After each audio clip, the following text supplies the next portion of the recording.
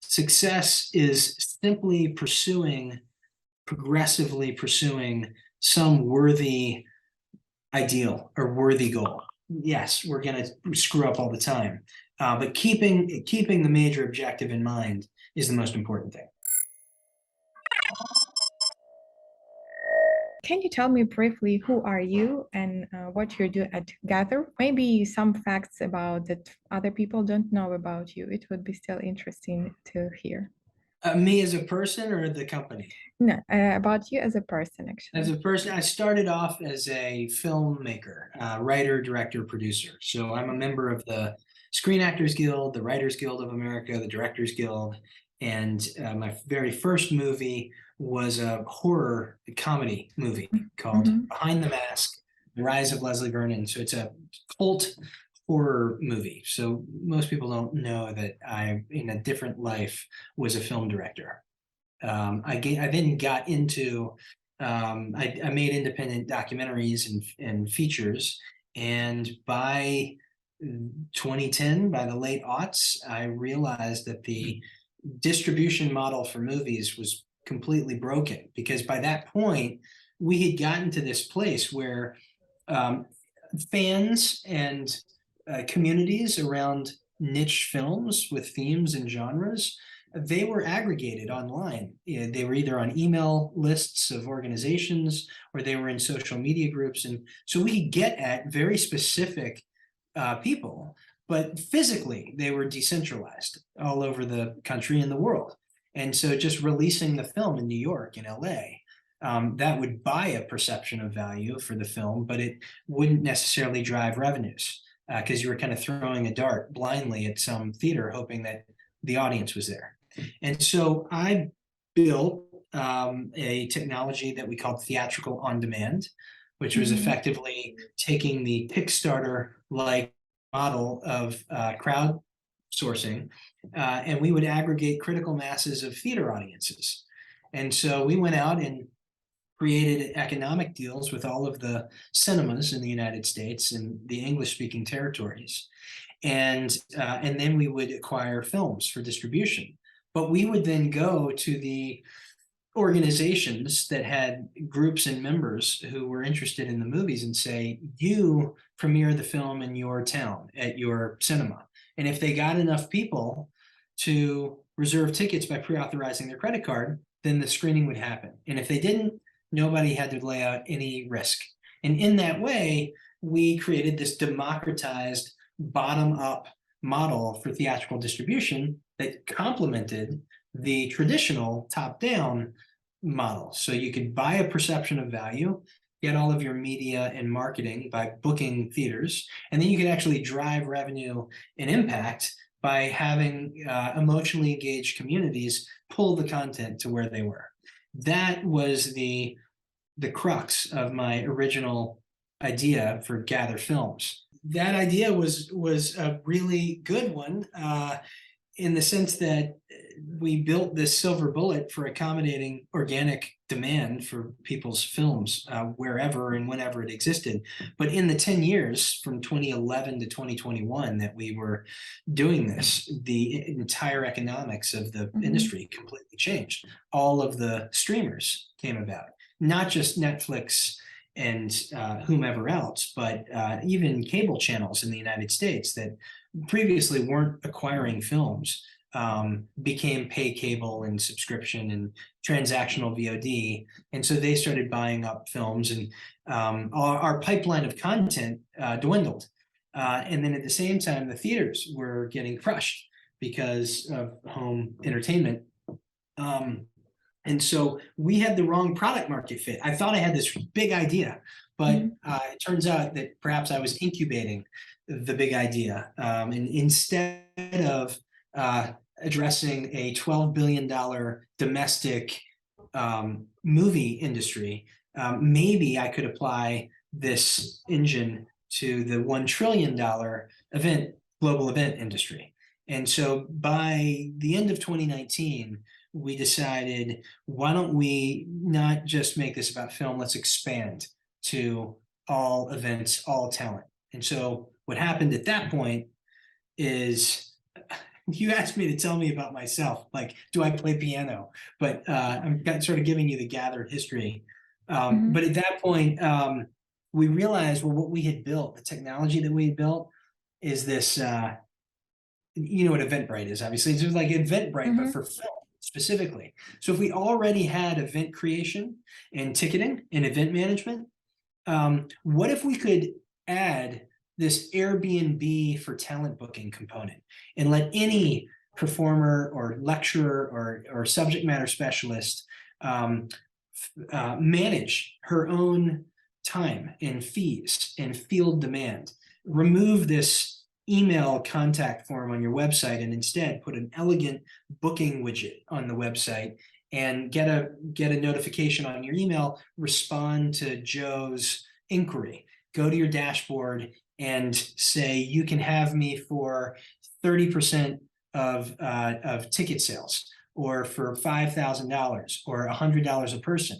And because we have the event creation and management, if you combine those two things, talent booking with event creation, then the platform can settle automatically, because you have 1,000 people paying $10 a piece. The platform knows how much money in revenue came in, and they also know that you're taking 50% of the revenue. So the platform just settles the event, pays the vendors and everybody, and builds trust into the system. And so Mhm. we're trying to remove the barrier between talent and their tribe, and roll up this very transactional and otherwise not very effective business, which is the Speakers Bureau business, which is all intermediaries, and allow talent to go directly to their audiences. So finally, we've got this marketplace that is, on the one hand, talent, on the other hand, event organizers, and then venues, and all of them can book each other for events, both in person and also virtual. The virtual came as happenstance because with COVID, we all the theaters shut down. And while we were trying to build talent booking, we realized in order to create cash flows, we needed to continue to release our films. And the only way to do that was to build virtual exhibition. So we were the first to market, I think, in the world. In April of 2020, we had a way of putting a film premiere live, synchronized for everyone watching around the world, behind a transactional ticketing paywall.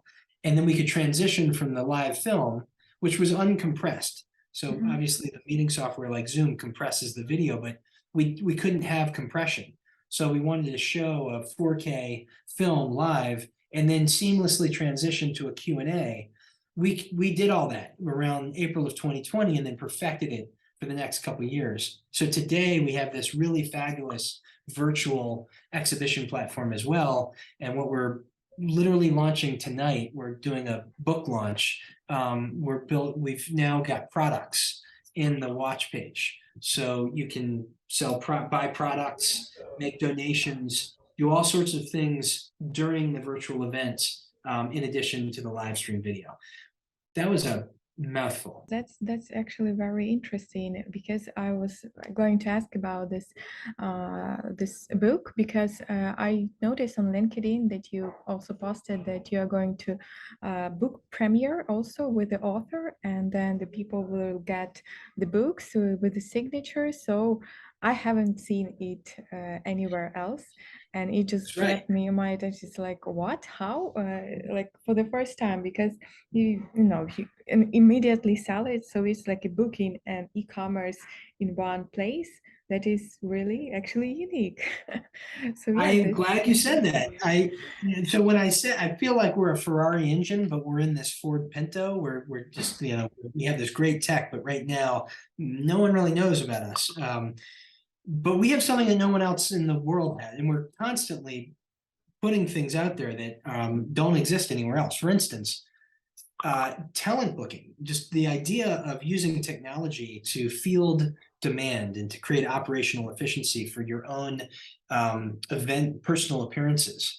The only thing that comes close to that is Cameo, and Cameos for recording video snippets. So being booked into live events is something entirely unique to us.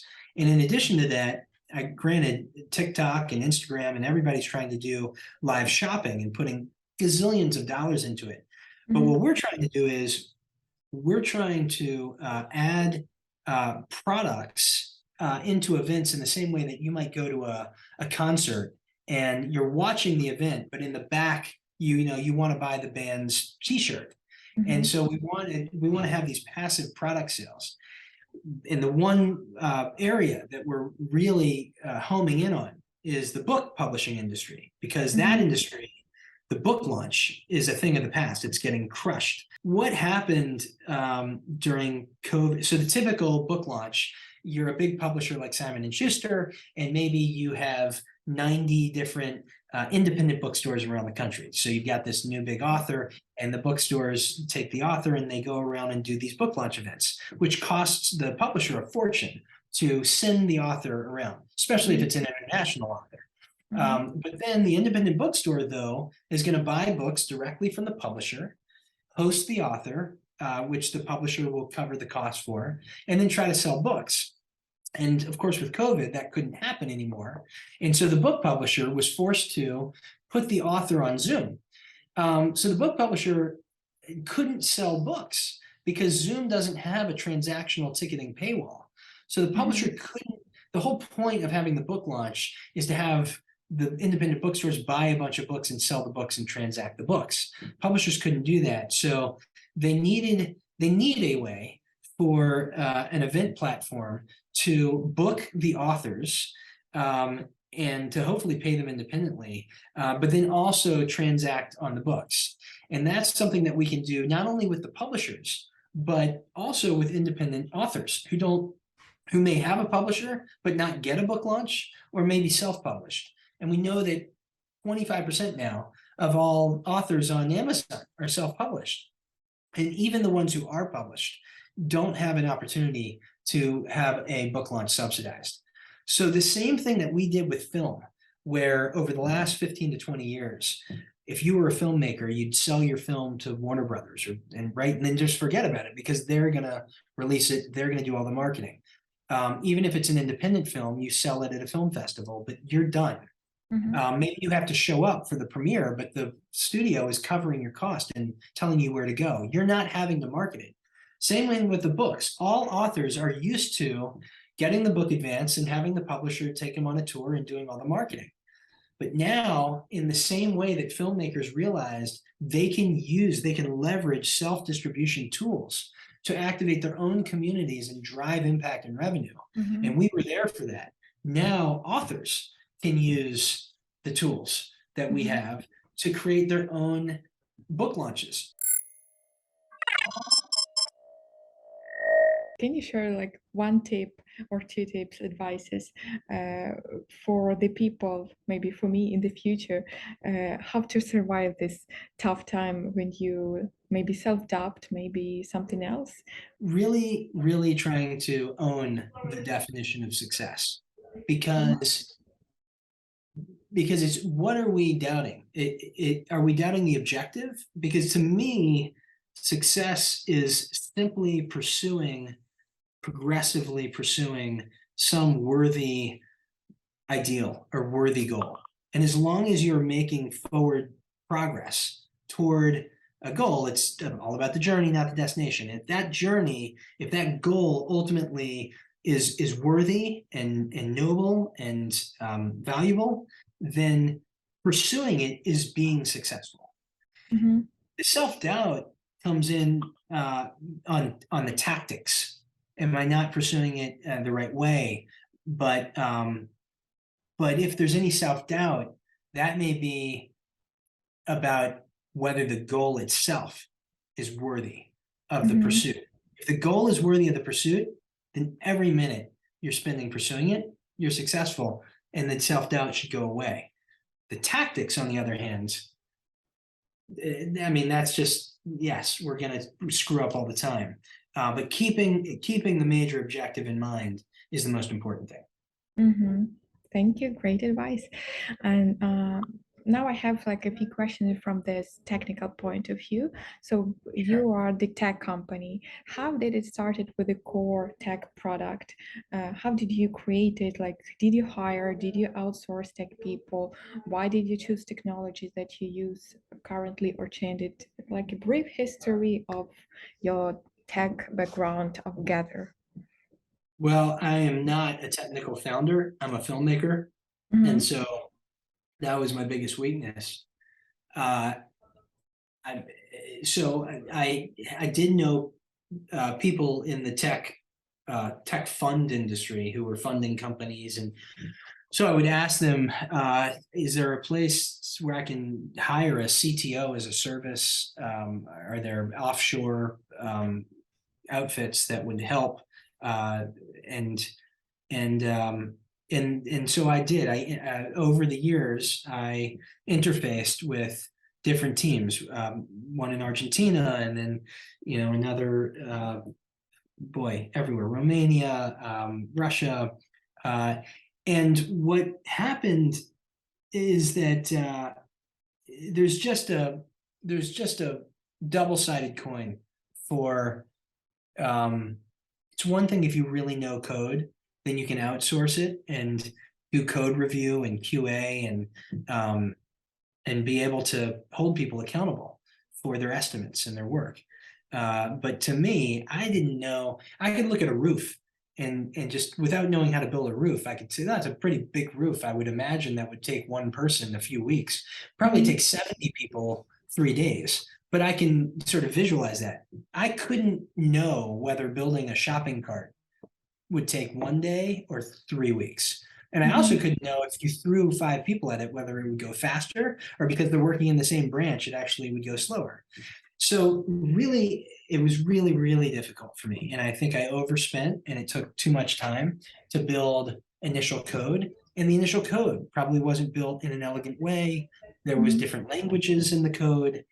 There were no sitemaps. And so eventually, as I learned on the job and started bringing it in-house, um, we started writing better code and put in different best practices. But it took a long time, and that was a tough, tough learning experience.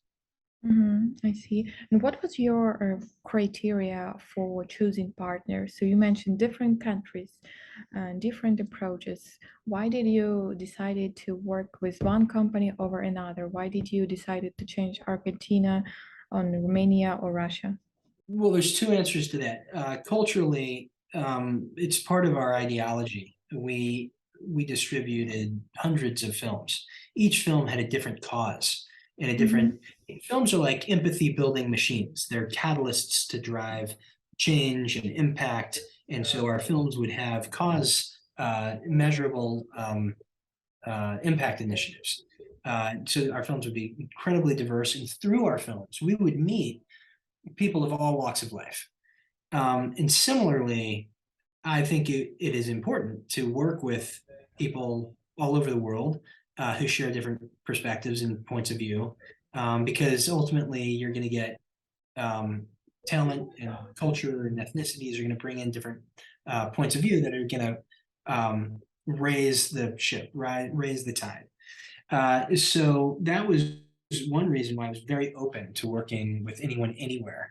And I way before COVID and co-working, we were remote. I mean, I was trying to get the best people and paying for the best work, not necessarily getting the team within 3 miles of me. And in fact, when you think about the whole film distribution model that I was working on, where I said, you have this decentralized community of people who are into Mm-hmm. this film. You just release it in New York, nobody's going to be there. So the same concept applies to employee talent, which Mm-hmm. is they're everywhere. So you can't just assume that they're within 5 miles of where our headquarters are. I see. And what about the current situation? How how did you improve? Like, how did you manage those processes right now that it's like play to your advantage, not to like not destroy the company, but not to postpone the development? What Mm. are those the key lessons?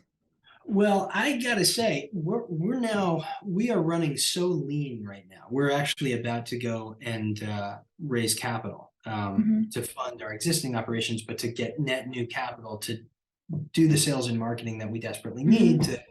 to get adoption. And when you are so lean, there's no redundancies. So people have to have such deep senses of personal responsibility and integrity and accountability, because at the end of the day, if they don't perform well, it's not as though they're worried that this guy here is going to take over the job. There is no guy here. They're the only one doing the thing that they're doing.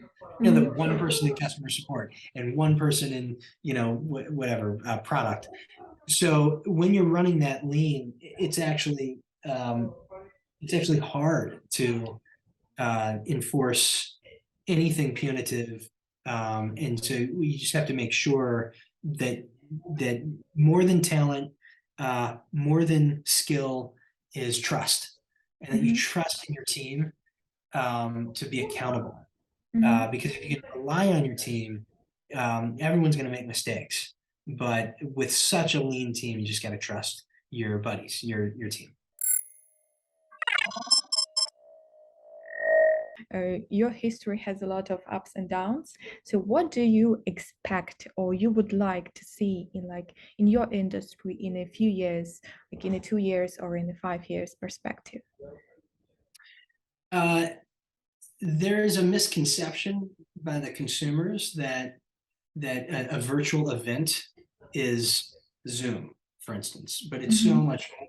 To me, if you walk into a theater or an auditorium, Zoom is just the stage, but you've got the lobby and you have the concessions and the seats and the pre-show and all of these different things. You're mingling with people, and so the virtual event, for instance, is a experience unto itself, and the live stream video is just a piece of it. And I think us business B2B, we know that, but the question is Zoom fatigue going to outpace the consumer's realization that the virtual event can and will be something extraordinary? I mean, ultimately, it'll be in the metaverse, and people will be, 3D. But right now, this 2D version of what people think are events is just kind of boring. It's about to explode and be something amazing. And so, that's the first thing. I think in a couple of years, anyone who has an event like a wedding or a funeral would be crazy not to have a virtual component to it, so that their out-of-town guests, people who are sick or who can't make it, can also attend the event. That it just the hybrid event. It's not that in-person events will go away, but not to have a hybrid opportunity is nuts. And so we're going to have, I think hybrid will be really compelling. In fact, we're going to have a hybrid feature we're going to release next month. But the notion that, for instance, you could be at the event and still have hybrid virtual access, where you could go in and make your donation or chat and ask your Q&A, meet up with friends, buy the merchandise while you're sitting there in the theater. That's something that's really important.